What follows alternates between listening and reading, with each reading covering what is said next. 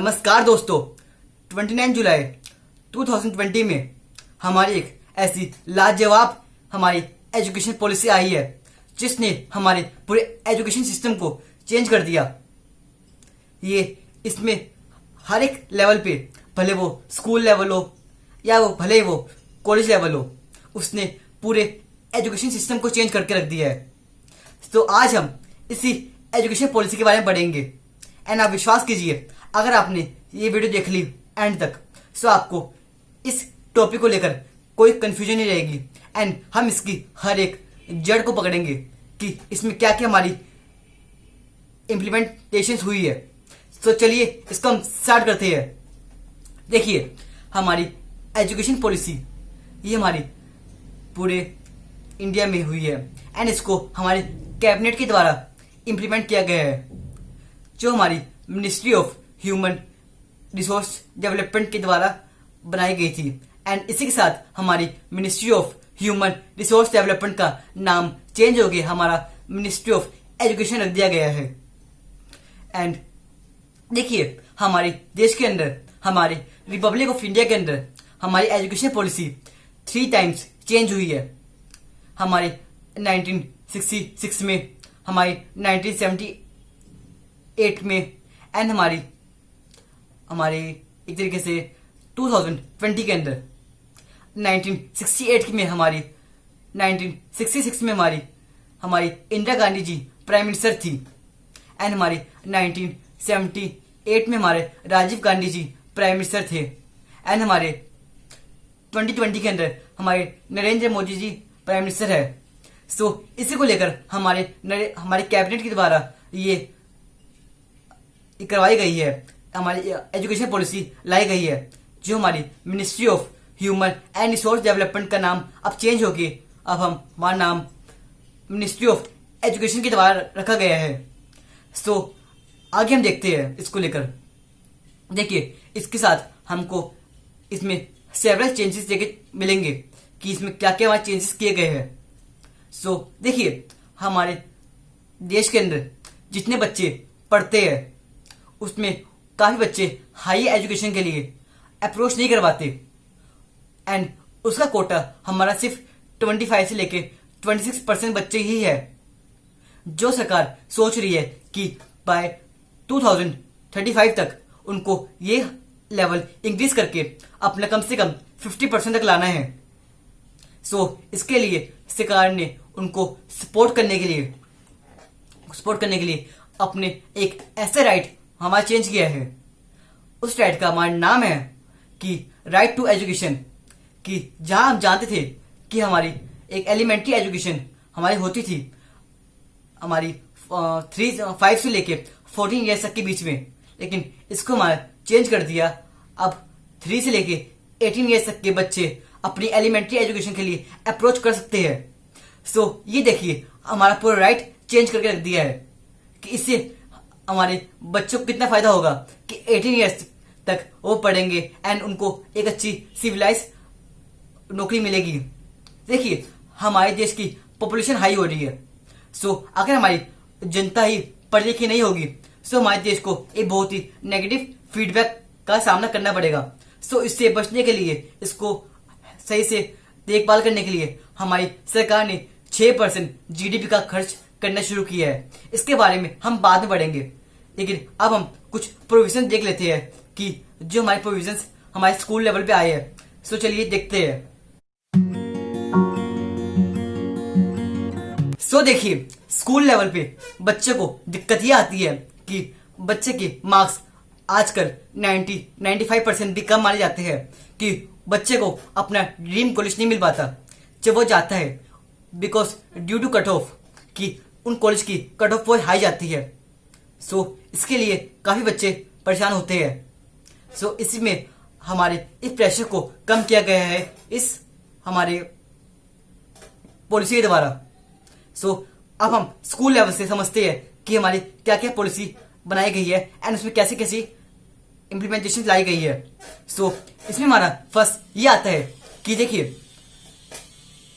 फिर कोई बच्चा, कोई मान लीजिए कोई 11th का बच्चा है एंड वो फिजिक्स पढ़ने जाता है, वो फिजिक्स का बच्चा है लेकिन वो चाहता है कि मैं साथ में पोल साइंस पढूं, सो वो इसके द्वारा कर सकता है। वो हमारे इस एजुकेशन पॉलिसी के द्वारा वो सब्जेक्ट मिक्स कर सकता है। अब ये नहीं रहेगा कि आप साइंस, कॉमर्स, आर्ट्स, नहीं, बच्चों को जो उनका मनपसंद सब्जेक्ट है वो बच्चे पढ़ सकते हैं। अब इसमें ये चेंजेस हमारे आए हैं। एंड दूसरा हमारा इसमें ये कहता है कि अगर इसमें हमारे बच्चे, जैसे कि हमने आपको बता दिया कि हमारी एलिमेंट्री एजुकेशन हमारी 3 से लेके 18 ईयर्स तक की हो गई है। हमारा पूरा एजुकेशन फंडामेंटल राइट चेंज होके हमारा अच्छा बन गया है। सो इसमें हमारा बेनिफिट ये है कि जहां वो 5 से लेके 14 ईयर्स तक का था, अब वो 3 से लेके 18 ईयर तक का हो गया है, जो बहुत ही बेनिफिशियल है हमारे लिए। आगे हम क्या कहता है, आगे हम ये कहता है कि जो हमारा कोटा था, जो हमारा 2017 में हमको दिखा गया कि सिर्फ 25 से लेके 26% बच्चे ही सिर्फ अपनी हायर एजुकेशन के लिए प्रमोट करते हैं, जो हमारी कंट्री के लिए बहुत ही नेगेटिव फीडबैक है। तो इसको हाई करने के लिए हमारे ये पॉलिसी बनाई गई है कि बच्चे हमारे 3 से लेके 18 ईयर तक की एलिमेंट्री एजुकेशन प्रोवाइड ले सके, जिसके लिए बच्चे आगे अप्रोच करें। ये हमारा मिशन बाय 2035 तक का है कि एक तरीके से हमको बहुत डेवलप करना है इन सब चीजों को। अब इसमें हमारे स्टेजेस अलग हुई बड़ी है। एक 10th क्लास तक होता है कि बच्चे 10th क्लास तक पढ़ लिए, अब उसके बाद आता है 10+2। इसको अब रिमूव करके अब हमारा आएगा 5, 3, 3, 4। सो आइए इसको समझते हैं। देखिए, जब बच्चा पैदा होगा 0 से लेके 3 ईयर्स तक की उसकी परवरिश उसके माँ बाप करेंगे। एंड जब बच्चा 3 साल का होगा, 3 साल से बाद हमारा उसके बाद उसका प्ले स्कूल, उसका केजी, उसका यूकेजी, उसका first class and second class, 5 साल उसका एक तरीके से उसका एक लर्निंग होता है कि बच्चा समझ सके लैंग्वेज वाला। सो ये 5 साल हमारे इसके हो गए।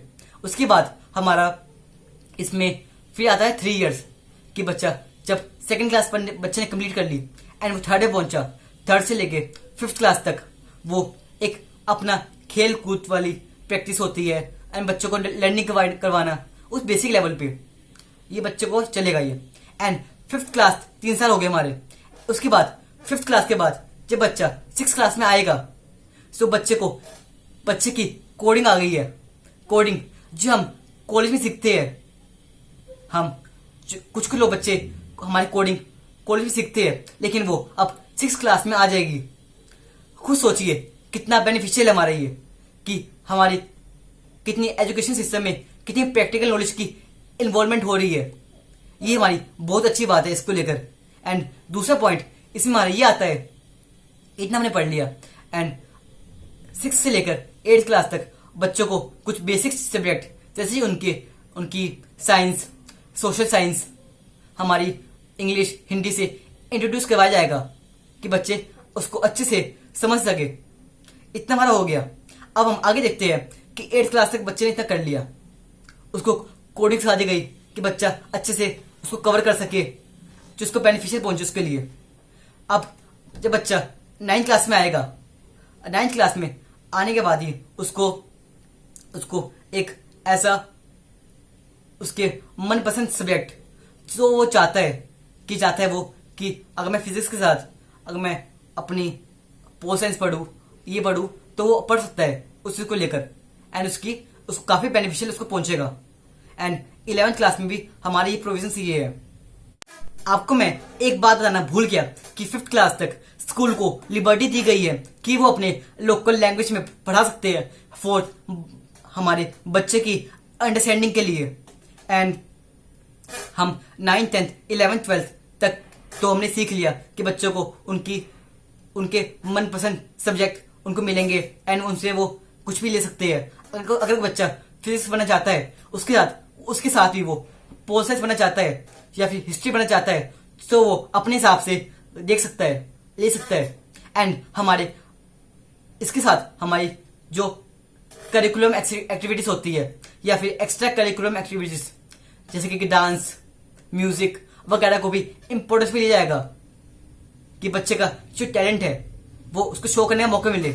एंड इसमें हमारी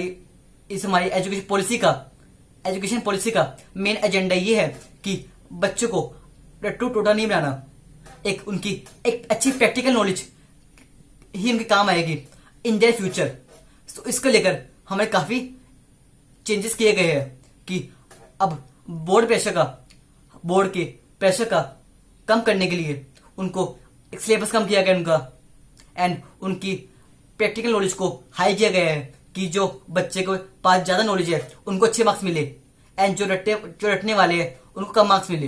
एंड थर्ड पॉइंट इसमें हमारा ये है, देखिए दिक्कत मेन यह आती है इसमें कि रटने वाले तो 2 दिन 3 दिन या 5 दिन याद कर लेगा, लेकिन जिसके बाद नॉलेज होगी वो पूरी लाइफ उसके दिमाग में वो बात घूमेगी, उसके बाद वो रहेगी।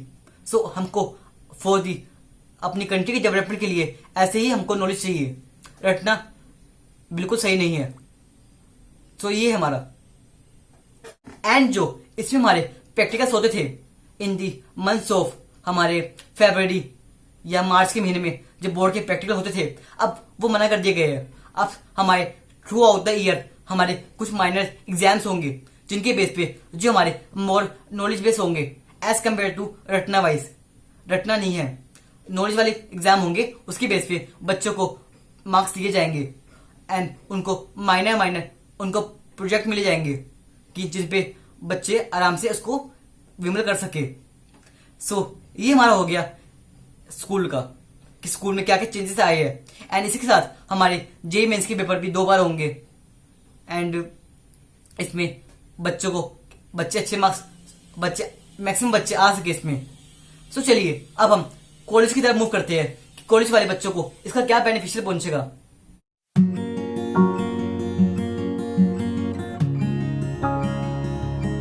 सो चलिए अब हम कॉलेज वाले दोस्तों की तरफ देखते हैं। सो कॉलेज में इस पॉलिसी का फायदा ये है कि जो बच्चे जिन बच्चे कोर्स करते हैं कॉलेज के अंदर, उनको due to some financial problem वो 1 ईयर के बाद कुछ फाइनेंशियल प्रॉब्लम आ जाती है इनको कि 1 ईयर 2 ईयर के बाद। सो वो अपने मेन स्ट्रीम के साथ, अपने एक मेन काम के साथ वो अपना एक एक्स्ट्रा एक्टिविटी भी ले सकते हैं, जैसे कि हमारी फैशन डिजाइनिंग या फिर कुछ भी, जो उनसे उनकी फाइनेंशियल प्रॉब्लम भी दूर हुए। एंड इसी के साथ हमारी कुछ बच्चे ये भी होते हैं कि 1 ईयर के बाद वो अपना कॉलेज ड्रॉप आउट कर देते हैं। काफी बच्चे हमारे कॉलेज ड्रॉप आउट करते हैं। सो उनको एक मौका दिया गया है कि अगर आप लिमिटेड टाइम के अंदर वापस आते हो सो आप कंटिन्यू कर लेना।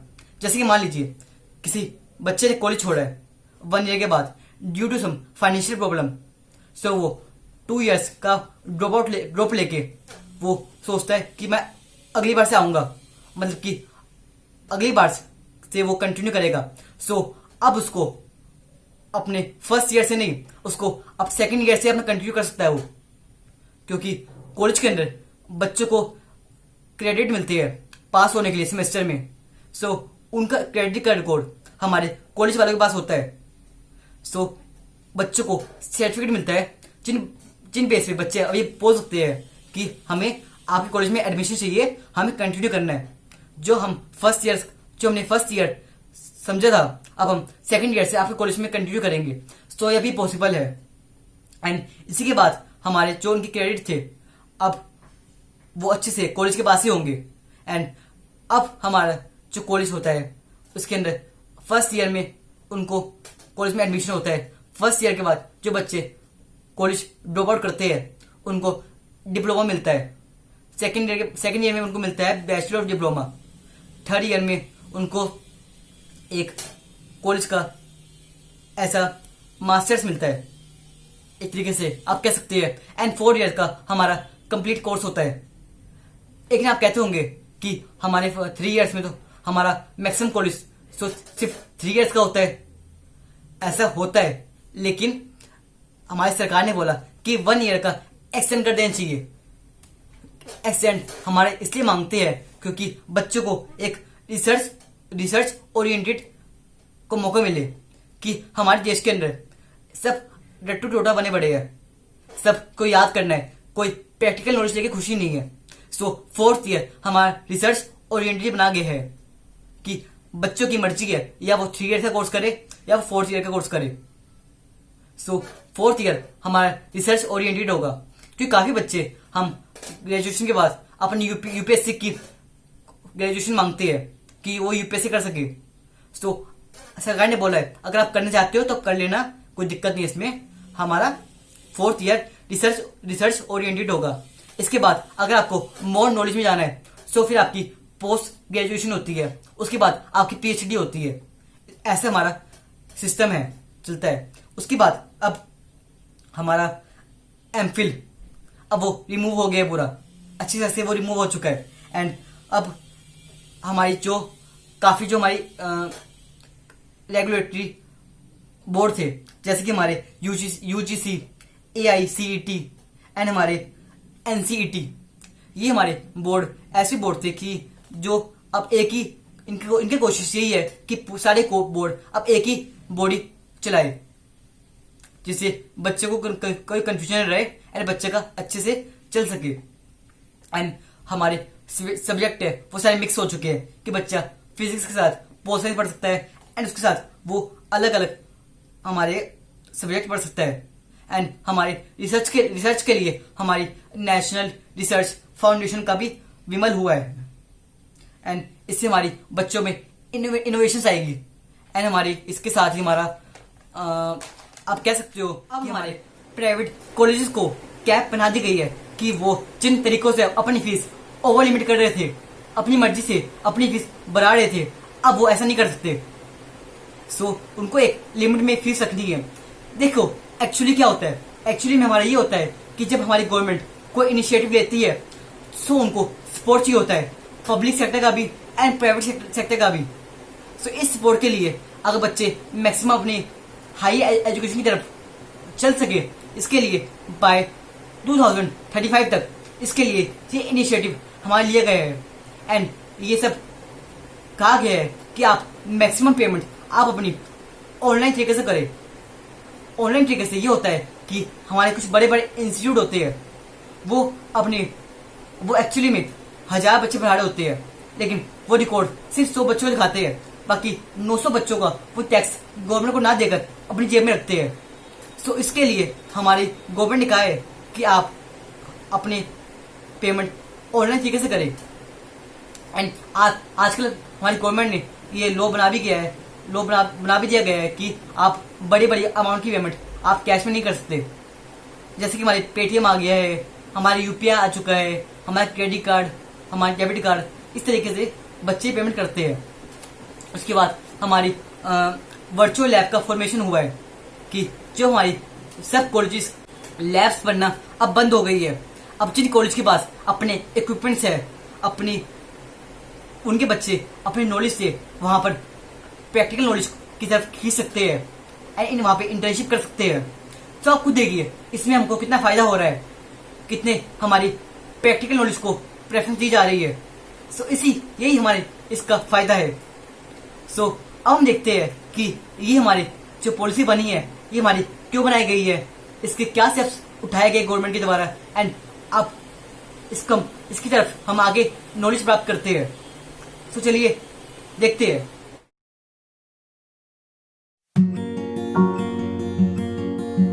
सो इस पॉलिसी का हमारा फॉर्मेशन इसलिए किया गया है क्योंकि देखिए जब से हमारा देश आजाद हुआ है तब से हमारे जो एजुकेशन की तरफ इतना ध्यान नहीं दिया गया। हमारी जो गवर्नमेंट स्कूल्स है, हमारे जो उनमें उनकी मेंटेनेंस इतनी बेकार हुई पड़ी है कि वहां बच्चों को जाने का मन नहीं करता। सो इसको लेकर हमारे मेंटेनेंस का काफी कोई दिक्कत आ रही थी इसमें। एंड आप जान के हैरान होंगे कि हमको पता चला है बाय 2017-18 इकोनॉमिक सर्वे के द्वारा कि हमारी बात गवर्नमेंट ने कही है कि हमारी गवर्नमेंट सिर्फ 2.7% ऑफ जीडीपी खर्च करती है अपनी एजुकेशन के ऊपर और एजुकेशन ऑफ इंडिया के ऊपर। एंड जो हमारी टोटल एक्सपेंडिचर ऑफ इंडिया में से सिर्फ हमारा सेंटर और स्टेट मिलाकर हमारी 10% अपने एक्सपेंड करता है, जो एक बहुत ही कम मात्रा के अंदर है।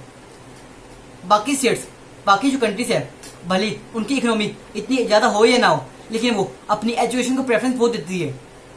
भले आप जिम्बाब्वे ले लीजिए, स्वीडन ले लीजिए, भूटान ले लीजिए, एंड आप यूएसए, अपनी हर एक कंट्रीज अपनी एजुकेशन की तरफ बहुत ही अलर्टनेस है कि अगर उनकी उनकी एजुकेशन अच्छी हुई तो उनकी कंट्री अपने आप डेवलप कर जाएगी एक ना एक वक्त पे। लेकिन अगर हमारी एजुकेशन इतनी वीक होगी तो उस कंट्री को सबसे ज़्यादा दिक्कत फेस करनी पड़ेगी। सो इसमें हम ही देखते हैं कि इसमें हमारी काफ़ी सारी रिकमेंडेशन हुई थी।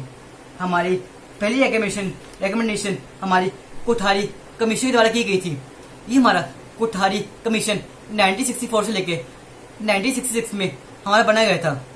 जो 1966 के अंदर हमारे इंदिरा गांधी जी हमारी एजुकेशन पॉलिसी लाई थी।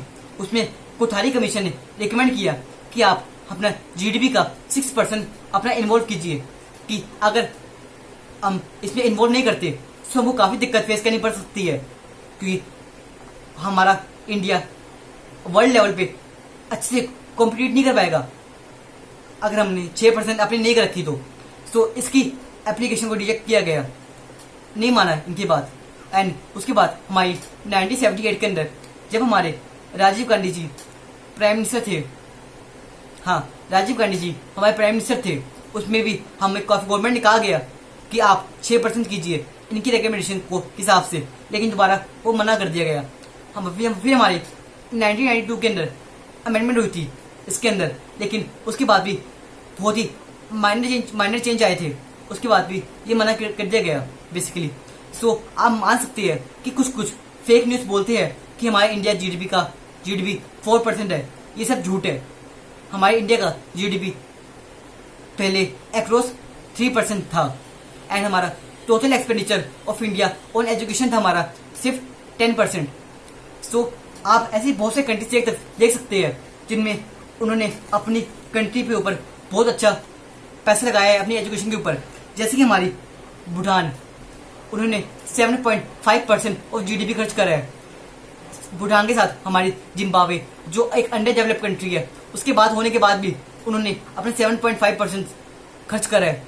स्वीडन, उन्होंने भी अपना 7.5% खर्च करा है अपनी एजुकेशन के ऊपर। एंड 7% हमारी कोस्टा रिका एक कंट्री है, उन्होंने खर्च करा है अपनी एजुकेशन के ऊपर। फिनलैंड जो हमारी वर्ल्ड की बेस्ट एजुकेशन देती है, वो अपनी एजुकेशन अपनी 7% खर्च करती है अपनी जीडीपी का। एंड हमारी 5.5% ऑफ जीडीपी खर्च करती है हमारी यूके, नीदरलैंड एंड हमारी पैलेस्टीन। एंड 5% हमारी ऑफ जीडीपी खर्च करती है हमारी Malaysia, Kenya, Mongolia, Korea and हमारा यूएसए। सो देखिए हर कंट्रीज हमारे इंडिया से ऊपर ही है एज कम्पेयर ऑफ देयर खर्चिंग जीडीपी, है ना, मतलब for expenditure of GDP. And जो हमारी मिडिल इकोनॉमिक कंट्रीज है, उनकी कम से कम वो अपनी 6% ऑफ हमारी एजुकेशन में खर्च करती है। इसमें हमारा ये कहा गया है कि अब हमारी India country total expenditure of India 20% करेगी ऑन सेंटर और स्टेट को मिलाकर। क्यों, देखिए हम इसमें कंपेयर नहीं कर सकते कि अलग अलग रीजन, अलग अलग स्टेट्स के अंदर अलग अलग पॉपुलेशन एग्जिस्ट करती है। सो उसको कंबाइन करके काफ़ी कन्फ्यूजन आ जाती है। सो ये हमारा बनाया गया है कि जो हमारी 10 ईयर्स का था अब वो 20 ईयर्स के द्वारा बन गया है। एंड हमारी 6% ऑफ जीडीपी खर्च होगी हमारी ऑन एजुकेशन ऑफ इंडिया के अंदर, जिससे हमारी मेंटेनेंस अच्छी हो सके, हमारे सरकारी स्कूल के उनके हालत अच्छे हो सके, एंड काफ़ी हमारी एजुकेशन सिस्टम को बेनिफिट हो इसको लेकर। एंड इसी के साथ हमारा ड्राफ्ट तैयार किया गया है 2019 ड्राफ्ट एजुकेशन पॉलिसी के ऊपर। आप गूगल पे उसको चेक कर सकते हैं फॉर फर्दर इन्फॉर्मेशन के लिए। बेसिकली ये सारी इन्फॉर्मेशन आपको मैंने बता दी है। सो यही था हमारा ये टॉपिक के बारे में। सो अगर आपको अच्छी लगी हो सब लाइक कीजिए, सब्सक्राइब कीजिए एंड इसको ज़्यादा से ज़्यादा लोगों में शेयर कीजिए कि लोगों को अच्छे से समझ में आ सके। जय हिंद।